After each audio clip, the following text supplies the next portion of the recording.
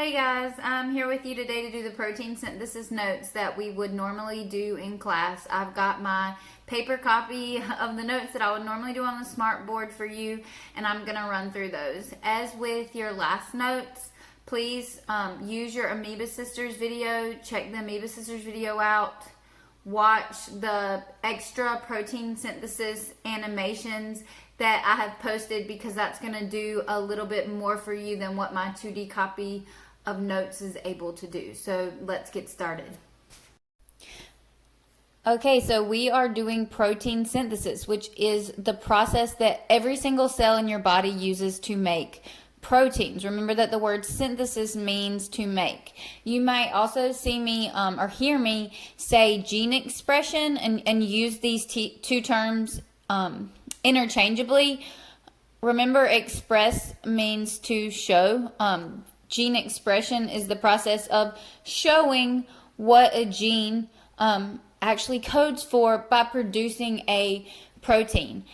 I'm really sad that I'm not able to be with you guys while we're doing this unit. It's a really fun unit. It's also very important because you've heard me say before that proteins are really everything, and that's because they determine everything about your body. So, for example, the gene for insulin makes the protein insulin, and then that protein insulin helps our bodies control the level of sugar in our blood. So if you have a mutation in that gene that results in a faulty protein, then you can have difficulty regulating your blood sugar, and that's one of the causes of diabetes. So that's just one example of how proteins are important. They also determine a lot about our physical appearance, our hair color, our eye color, the texture of our hair. Many things are determined by proteins, and those proteins are coded for by genes. Okay, gene expression, which again is another term kind of referring to protein synthesis, is using our genetic information to make proteins in the process of protein synthesis. And again, this is unlike DNA replication. The purpose of DNA replication is to copy your DNA so that it can be passed on to new cells. On the other hand, gene expression is something that's happening in all your cells all the time, because your body constantly needs proteins in its changing environment. It needs new proteins. It needs to replace existing proteins. A lot of the hormones that determine how our body functions, those are proteins. So we need proteins all the time. Sometimes you'll hear protein synthesis referred to as the central dogma of biology. Central because it's really key to everything. Everything we know about biology comes down to this process that we're about to discuss. And a dogma is a lot of times you'll hear it used in religions, but it's a set of principles or rules that cannot be questioned. And so in biology, what can't be questioned, what's a rule that rings true every time, is that DNA is transcribed into RNA, and that RNA is used to make proteins. Remember that proteins determine your phenotype, which is your physical trait. And a lot of times we say physical appearance, like what we can see, but in the example that I used earlier, like with insulin, how your body expresses insulin is a physical trait, but it's not one that we can see. So DNA is going to be transcribed, which again you've read about. DNA is transcribed into RNA, and then that RNA is going to be used to make a protein. The reason that we need RNA is because this picture is only showing a small segment of DNA, but remember, DNA is really quite large. One chromosome can have many genes, and so the entire DNA molecule doesn't leave the nucleus when a protein needs to be made. That would be very inefficient. First of all, DNA is a very large molecule. It would take a lot of energy to move that molecule out of the cell. Secondly, DNA is double-stranded, which really doesn't work for the process of translation. Thirdly, your body is transcribing, or your cells are transcribing multiple genes at a time. And so the RNA for each gene needs to be able to leave and go to its own ribosome so that multiple transcription events can be happening at the same time within a cell. So within the nucleus, we're in the nucleus here. Okay, DNA is transcribed into RNA by an enzyme called RNA polymerase. That RNA leaves the cell. It joins up with the ribosome, which is kind of hard to see in this picture. Your ribosome is small in this diagram. This is your ribosome, okay, which is also made of RNA, okay. The mRNA joins up with the ribosome, and these molecules, also RNA molecules called tRNA, are going to bring amino acids that are going to form a protein. So that's what we're going to be talking about in your next couple pages of notes. Okay, so the first stage of protein synthesis or of gene expression is going to be transcription. Okay, a transcript is a copy, and that's what we're doing. We're making a copy of DNA from the RNA. Okay, and I kind of have this broken down into what, where, and then down here how to do it. So you need to know the molecules involved in each stage, what you're starting with, the template, if you will, what you're ending with, and the enzymes and molecules involved. So in transcription, what we are doing is we are taking a DNA gene and we are copying or making from it, I should say, a copy of RNA. Okay, you need to know where that's happening. It's happening inside the nucleus. Remember, DNA cannot leave the nucleus, so this is where transcription has to happen. Okay, and the way I remember this, first I remember that a transcript is a copy. And I also remember that scribe means to copy. You maybe have learned in history class of scribes. Okay, these were people who could write, who could copy historical texts before we had copy machines. So this word scribe means to copy. And so in this step, RNA polymerase is like your scribe, okay? It ends in ASE. So this is an enzyme that's going to make a RNA copy of the gene. And remember that your gene is made of DNA. And I have a little mistake here that's bugging me. This should not say RNA copies. It should say RNA polymerase. The enzyme copies DNA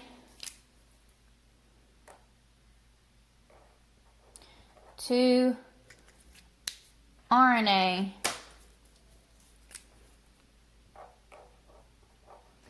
by complementing, that came out wrong, complementing the base pairs of DNA. So notice I have complementing in bold. That's because you're not making an exact copy. You're complementing using the base pair rules that we saw in a previous video. So if your DNA has an A, remember RNA is going to match that with a U because RNA does not have T's. So RNA can match a T, but it does not have a T. So here, there's an adenine. RNA is going to match that with uracil. Okay, the thymine is going to be matched with an A. Okay, A again. So I've got ATT. The mRNA codon for that is going to be UAA. Okay, if DNA is ACG, the RNA will be UGC. And then for this AAC, this is going to be UUG. So notice it's not a copy, it is a complement. One of the biggest mistakes that students make is they like to take this DNA strand and just copy it over and make the T's U's. And that is not correct because what we are doing is not copying, we are complementing. And this is not a great picture because it's in black and white. Again, really encourage you to check out some of the animations I have shown, but I really do like this diagram because it shows that my chromosome is made of a lot of DNA, but only a certain segment of it will be used to form a gene. The RNA is going to be unwound. I slipped up there. Excuse me. The DNA is going to be unwound and unzipped, but this time it's going to be just one enzyme that's doing that. RNA polymerase is going to unzip and it's going to build. So there are two strands, okay, of the DNA, but only one of them is going to be used as the copy. Okay, it's your template. In transcription, DNA is our template. So this RNA transcript is going to be made, and then it's going to leave the nucleus to go to the cytoplasm. So again, there's a couple things you need to know. You need to know what is happening. Okay, DNA is being copied into RNA. DNA is your template for transcription. You need to know where it's happening in the nucleus, and you need to know that the enzyme involved is RNA polymerase. RNA polymerase is your enzyme that is responsible for copying RNA from DNA. And then lastly, what you need to be able to do, and this is what you're going to have to do in your DNA alien genes activity. And the last thing that you need to be able to do is you need to be able to make the RNA copy from a DNA template as we did down here. And this is what you need to do for your alien genes activity, and I will do my best to post that video tomorrow.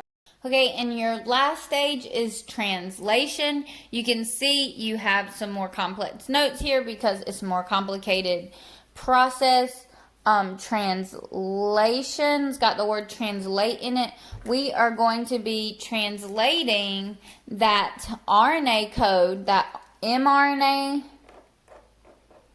template, okay, into amino acids. And those amino acids are going to form a polypeptide, which will eventually form a protein. Where this is happening is in the cytoplasm on a ribosome. And I don't know if you guys remember way back when we talked about the endomembrane system, but you can have ribosomes that are in the cytoplasm and ribosomes attached to the rough ER. So this can be happening in either place depending on what enzyme is being made. So first I have a summary here for you, and then I have the steps. Remember, translate means to convert. Let me use black here.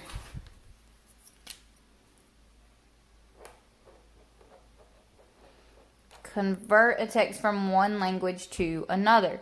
So translation of the genetic code, it's doing the same thing. You're translating from this nucleic acid, okay, in the form of RNA, this nucleic acid language to the amino acid language. You're going to end with a polypeptide, a protein made from amino acids. And these are our steps. That mRNA that was just made is going to leave the nucleus and bind with a ribosome. And I'm going to show you that in just a minute. Remember that ribosome can be in the cytoplasm or on the ER. And then after it binds and it locks together, our transfer RNA, think about what the word transfer means, is going to bring an amino acid to the ribosome. And the way it does that based on the code found on the RNA strand. And then peptide bonds are going to form between the amino acids as each new amino acid arrives. And I don't know if you remember from our very first unit, once we got out of ecology and started talking about molecular biology, peptide, anytime you see that word peptide, we're referring to proteins. And the end result of all this, when my amino acids are formed, and the end result of this, when my amino acids are brought to the ribosome and they are bonded together by peptide bonds, once the chain is finished, what I'm going to end up with is a polypeptide, okay, or many amino acids joined together. And that polypeptide may form a protein by itself, or it may go on and fold with other polypeptides, bond with other peptides to make an even bigger protein. So sometimes in this first level of biology, we use polypeptide and protein interchangeably, but really a polypeptide is like another level to our proteins. And the last thing that I want to show you with that is our translation diagram. It's much easier when you have a visual. So again, please go and look at some of these animations that I have posted for you. But this is a little translation diagram that shows you the different parts. So again, your ribosome is usually going to be larger like it is in this diagram, but there are some, like on the first page I showed you, where the ribosome looks smaller. But your ribosome is going to be like usually like a blob shape. Sometimes you might see that it has 2 subunits, which is something we talk about more in AP Bio. But you will have your ribosome, and then the strand of genetic code, okay, like snaking out the bottom of it, is going to be your mRNA, your messenger RNA. And again, sometimes we will use mRNA and RNA, those two interchangeably. Okay, but this is your mRNA strand. Notice that in real life, your transcript, your mRNA copy is going to start with AUG. We call this your start codon. And then your tRNA, your transfer RNA, I'm sorry, that's a little bit blurry. I don't think I can get it any better. But your transfer RNA matches that code. So if the mRNA reads AUG, then the transfer RNA is going to read UAC. Okay, and it matches. And so each tRNA brings its own amino acids. So I don't know if you can see in this first diagram, the tRNA here, the next tRNA, AAU bonds to the mRNA code. UA is bringing Lu for leucine. Okay, here is your amino acid from your previous tRNA. So this one is going to scoot over, and then the next tRNA is going to come in. A peptide bond is going to form, and that tRNA is going to leave. And it's going to continue until it reaches a stop codon. So again, it's kind of hard to show you in a still shot, so please make sure you check out those animations. But you need to be able to recognize in a picture, you've got your ribosome, your mRNA strand, tRNA. Conveniently, a lot of times it's kind of shaped like a T, but you're going to know it's transfer RNA, tRNA, because it's going to have on one end what we call the anticodon, and then on the other end it'll have an amino acid. This one doesn't have an amino acid because its amino acid is back here. This tRNA is being released, it's leaving. So we have on each tRNA an anticodon. That was in your coloring worksheet, I believe. And then on your mRNA, we call this a codon. Codon just refers to 3 bases, and we call this a codon because it codes for 1 amino acid. So this is kind of what it looks like in a diagram. Lastly, what you need to be able to do is actually translate. You need to be able to use your mRNA codon wheel or your mRNA codon chart to transcribe or translate, or transcribe and translate your nucleic acid molecule. So that's what I'm going to show you to do next. Okay guys, so I have pulled out an example from some practice questions that I have.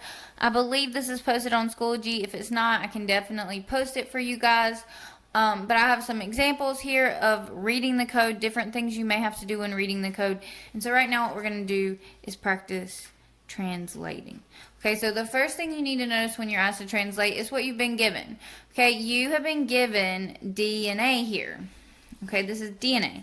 And DNA cannot be directly translated. You have to transcribe it first. So if you are given T's, that is going to be your clue that you've been given DNA. So DNA to RNA, remember that's transcribing, which we did a little bit earlier in the lesson. So TAC is going to become AUG, and ATT is going to become UAA. Okay, so those are my 2 mRNA codons, and what I need to be able to come up with an amino acid chain is a codon table. Okay, a codon wheel or a table. And you guys have the wheel in your book and also in the packet that I sent home for you.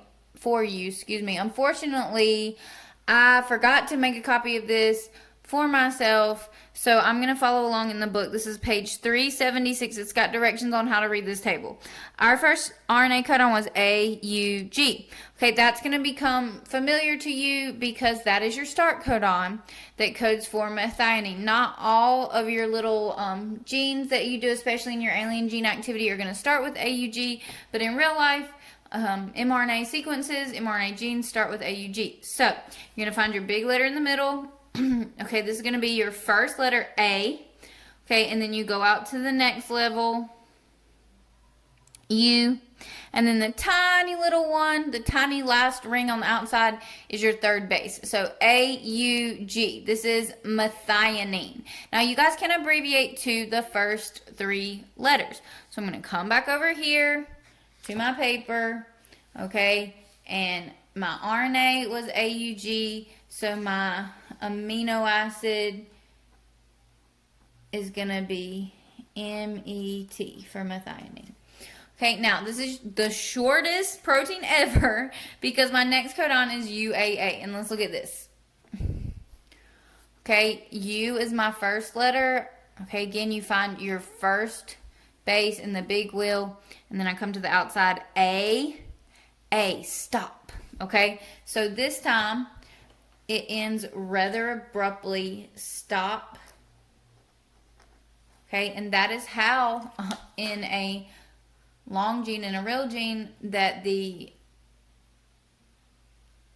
translation process stops. Okay, this is when the mRNA detaches from the ribosome, the polypeptide that's made detaches from the last tRNA, and the translation process is finished. Okay, so this is what you do if you're given DNA first. If you are given DNA first, look at this code. Look at this chart. You don't have any T's here, so that should be your first clue. Oh, I was asked to translate, or I was asked to make an amino acid strand, and I don't have any T's on the chart. I've been given DNA. Okay, I better transcribe first. If you were given DNA, make sure that you transcribe first. Now look at number 6. Okay, in number 6, I have been given RNA, and I know that because I have been given U's. And your question reads, what would be the resulting amino acid strand from this nucleic acid? So another way to ask you to translate is to ask you to provide the amino acid strand. Now, I have been given RNA. I do not need to transcribe. If you've been given RNA, then what I want you to do is go straight to the codon chart, or if you want to call it a codon wheel. Okay, this is another big mistake that students make. Students a lot of times will transcribe again. I don't need to transcribe again. I already have U's. If I take this to the chart, I'm going to be able to find it. Okay, I'm going to rewrite it down here because I've kind of scribbled over everything. AUG, CGA. So you guys just learned what AUG is. That's always going to be methionine met. Okay, but let's find our CGA. Okay, C. And that's the one that's using the example in the book. That's the only reason it's red. So C is my first letter. G is my second letter. I know that's getting kind of small for you guys, but A is my last letter. So this is arginine, and I can abbreviate that ARG. Okay, so my second amino acid is ARG. Now remember, this is much shorter than any protein that you have in your body. Proteins can be hundreds of amino acids long. So these are just little short examples that I've given you. Again, I believe that this whole paper is posted for you in Schoology. If it's not, I will work on that. Tomorrow, when we do your protein synthesis practice with your alien genes activity, we will work on some longer strands. Okay, but you could be asked to transcribe, you could be asked to translate, or they might ask you in a tricky way here, okay, what's the resulting amino acid strand? You need to know, okay, if it's asking me for amino acids, then I need to translate, and that's how you would do it. Okay, you're translating if you're asked for amino acids. Okay, if you're asked to transcribe, like up here in number 4, what do? You are making an RNA strand from that. Okay, so TAC would be AUG, and AAA would be UUU. Okay, and I stopped there because I was only asked to transcribe. Okay, so again, we'll practice this more tomorrow. If you're asked to transcribe, all you need to do is make your RNA strand. If you're asked to translate, okay, either you're going straight to the chart if you begin with RNA, or if you have DNA, you need to transcribe first. The last thing that I want to say is remember the purpose of this. Once that protein is made, okay, once the gene is transcribed into RNA, the RNA is used to make a polypeptide chain. Then that polypeptide chain is going to go wherever it's needed in the cell. It could be a transport protein embedded in the membrane that is going to help things move across the cell. It could be a hormone like insulin that's going to be secreted from the cell, okay, into another cell or into the bloodstream to travel to another cell. So the end result of this, the purpose, don't lose sight of the purpose, is to make a protein that the cell needs. And again, we will do more practice reading the code tomorrow. You guys message me on Schoology if you have any questions about this. I hope that you and your family are well and that you found this video helpful. Thank you. Good night.